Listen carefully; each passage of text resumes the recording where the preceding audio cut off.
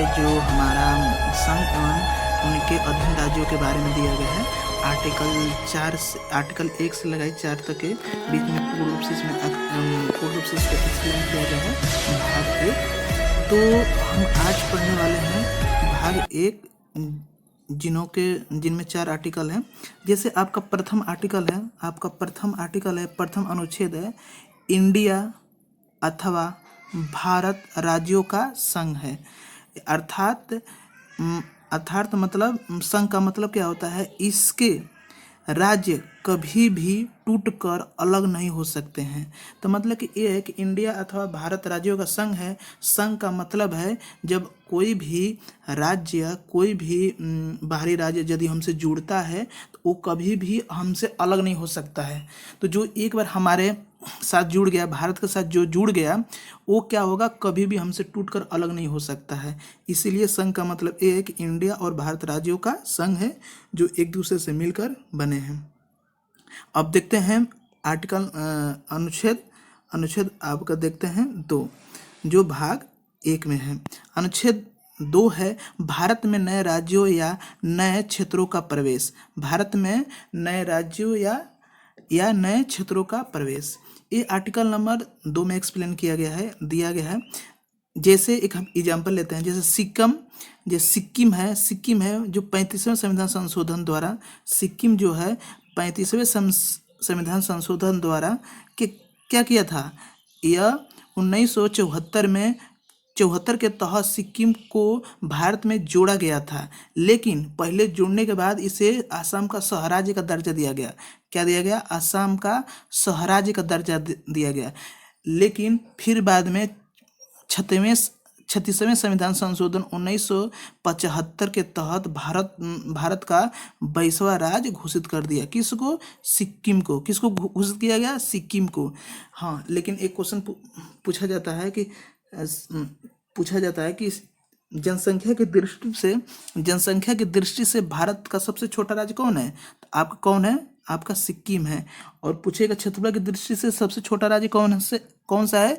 आपका गोवा है। ये आपके हो गया आर्टिकल नंबर 2। अब आर्टिकल हम देखते हैं, अनुच्छेद 3 हम पढ़ते हैं। ये इसके बारे में क्या क्या दिया गया है, हाँ, इसके बारे में हम पढ़ लेते हैं। देखिए इसमें क्या है आपका, इसमें क्या है, भारत में नए राज्यों का जन्म तथा उनके नाम और सीमाओं में परिवर्तन। भारत में नए राज्यों का जन्म तथा उनके नाम और सीमाओं में परिवर्तन। तो जो किसी भी राज्य को नए एक राज्य से दूसरे राज्य में तोड़ देना या उनको बांट देना और उनके नाम में और उनके क्षेत्रफल में और सीमा में परिवर्तन करना, ये किस आर्टिकल के तहत होता है, किस अनुच्छेद के तहत होता है? आपके आर्टिकल नंबर 3 के तहत होता है और भाग 1 में। ऐसा समझ में? जैसे आपका एग्जाम्पल, मध्य प्रदेश से छत्तीसगढ़ अलग हुआ 1 नवंबर 2000 में। 1 नवंबर 2000 में। इसी तरह यूपी से कौन अलग हुआ? उत्तराखंड, जो 9 नवंबर 2000 सन 2000 में क्या हुआ? अलग अलग होकर एक अलग अलग स्टेट बना। इसी तरह बिहार से कौन टूट के बना? बिहार से झारखंड टूट के बना, जो 15 नवंबर 2000 में एक अलग अपना राज्य बना। इसी तरह तेलंगाना जो 2 जून 2014 में आंध्र प्रदेश से अलग होकर क्या बनाया? एक अपना राज्य बनाया गया। इसी तरह एक नया एग्जाम्पल आपको दिखाया जा रहा है। जैसे आपका है लद्दाख और जम्मू कश्मीर 31 अक्टूबर 2019 में इसको क्या किया गया? ये दोनों के पहले एक स्टेट थे, ये दोनों क्या थे? दोनों एक मिलकर एक स्टेट थे, एक राज्य था। लेकिन अब क्या किया गया? मोदी सरकार ने क्या किया? उसको संशोधन कर आर्टिकल नंबर 3 के अकॉर्डिंग क्या कर दिया? इनके सीमाओं में परिवर्तन किया और इनका नाम भी बदल दिया। तो अब इनको क्या कर दिया? लद्दाख और जम्मू कश्मीर को 2 केंद्र शासित प्रदेश बना दिए और बना कर के क्या किया? उनको एक अपने अंडर में कर लिया। मतलब कि अब उस केंद्र शासित प्रदेश पर कौन कंट्रोल करेगा? पूर्ण रूप से अब केंद्र सरकार करेगी। तो ये आपके आर्टिकल नंबर 3 के तहत ये इतने एग्जाम्पल हैं। और आर्टिकल नंबर 3 में क्या गया है, नए राज्यों का जन्म तथा उनके नाम और सीमा में परिवर्तन करना। चलते हैं आर्टिकल नंबर हम 4 देखते हैं। आर्टिकल नंबर हम 4 देखते हैं। आर्टिकल नंबर 4 में आपको होता क्या है, आर्टिकल नंबर 4 में होता क्या है, यदि अनुच्छेद 1, 2 और 3 को प्रभावित करने वाला कोई भी कानून बनाया जाता है तो उसके लिए एक साधारण विधेयक पारित करके कानून बनाया जाता है।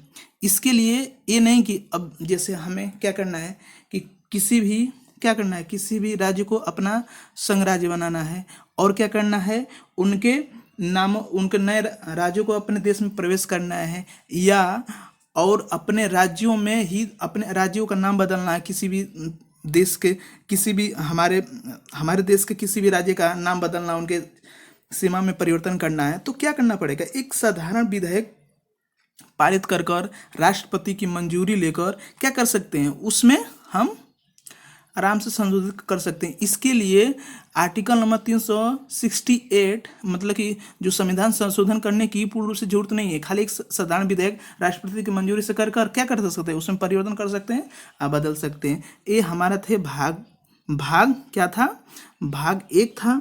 भाग 1 में 4 आर्टिकल थे, जिसमें पहला आर्टिकल आपका है, पहला आर्टिकल हो गया इंडिया और भारत राज्यों का संघ है। दूसरा है भारत में नए राज्यों या नए क्षेत्रफल का प्रवेश होना। तीसरा है कि हम क्या कर सकते हैं, किसी भारत में नए राज्यों का जन्म और उनके नाम में और सीमा में परिवर्तन कर सकते हैं। और चौथा है आपके सामने है कि यदि कोई भी कानून बनाया जाए जो आर्टिकल नंबर 2, 3 और को प्रभावित करे, साधारण विधेयक लाकर एक कानून बनाया जा सकता है।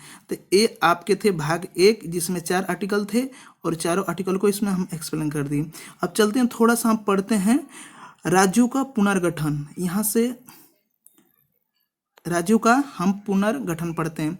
इसमें है क्या कि अब इसमें जब हमारा देश आज़ाद हुआ तो अलग अलग राजाओं ने, अलग अलग रजवाड़े ने और अलग अलग जो स्टेट थे, तो उन्होंने विरोध किया कि हमारा स्टेट का मतलब कि हम इतने बड़े विशाल भारत का हम कैसे चला सकते हैं, हमें अलग अलग राज्य बनाना पड़ेगा।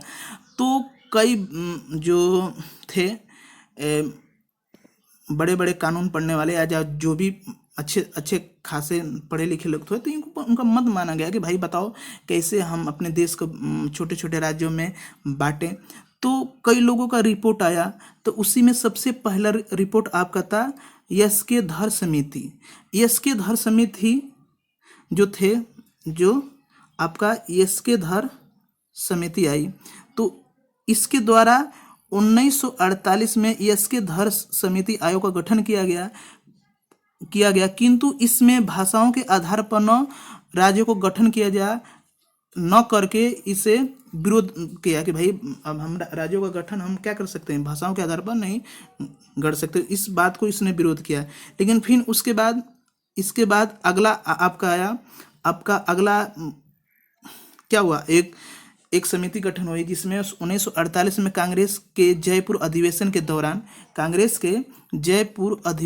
दौरान क्या हुआ, एक समिति बैठाई गई। उसको क्या किया गया, पंडित नेहरू ने जेवीपी समिति का क्या किया, गठन किया। जेवीपी समिति का गठन किया, जिसमें 3 सदस्य थे, एक पंडित जवाहरलाल नेहरू थे, एक सरदार वल्लभ भाई पटेल थे, एक सीतारामैया थे। ये तीनों के नाम को जोड़कर एक जेवीपी समिति बनाई गई।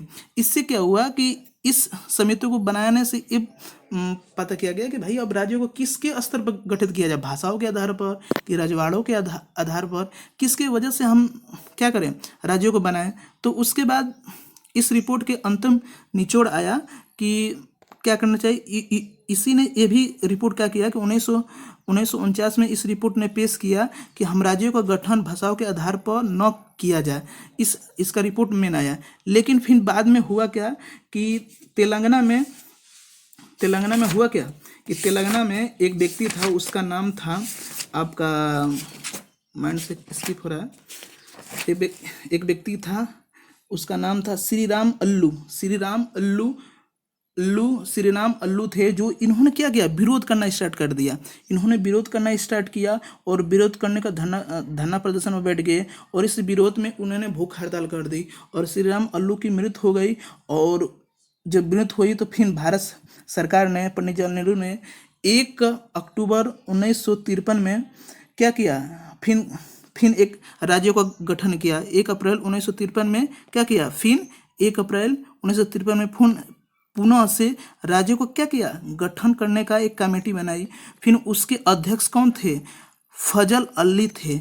और इस आयोग के द्वारा, इस आयोग का नाम भी इस आयोग का नाम भी फजल अली आयोग भी पड़ा। इस आयोग का नाम भी फजल अली का नाम भी पड़ा। तो वहाँ से जब आंध्र प्रदेश में विरोध हुआ तो कुछ राज्यों को क्या क्या किया, भाषाओं के आधार पर हम लोग किए। तो पहला भाषा के आधार पर राज्य का गठन कौन था, आंध्र प्रदेश था। कौन था, आंध्र प्रदेश। फिर इसके बाद ने इसने फजल अली आयोग ने क्या दिया, निचोड़ दिया। क्या निचोड़ दिया कि हम 4 कैटेगरी में हम बांट सकते हैं राज्यों को। कितने कैटेगरी में, 4 कैटेगरी में। एक है ब्रिटिश रियासतें, एक बड़े रियासतें और एक छोटे रियासतें और अंडमान निकोबार आइलैंड। तो ये क्या थे, मतलब कि इनको 4 कैटेगरी में बांटकर अब राज्यों का गठन स्टार्ट हुआ। फिर राज्य बाद में रिपोर्ट आई कि 1956 में राज्यों का पुनर्गठन अधिवेशन आया, जिससे क्या हुआ कि आपके 14 राज्य बनाए गए और 6 केंद्र शासित प्रदेश बनाए गए। आपके 14 राज्य बनाए गए और 6 केंद्र शासित प्रदेश बनाए गए। और अब वर्तमान में कितने हैं, 28 राज्य हैं, 8 केंद्र शासित प्रदेश हैं। तो ऐसे कर सारे राज्यों का गठन हुआ। और इसके बाद हम भाग 2 पढ़ेंगे, कल इस पे वीडियो आएगी। देखने के लिए और सुनने के लिए धन्यवाद। और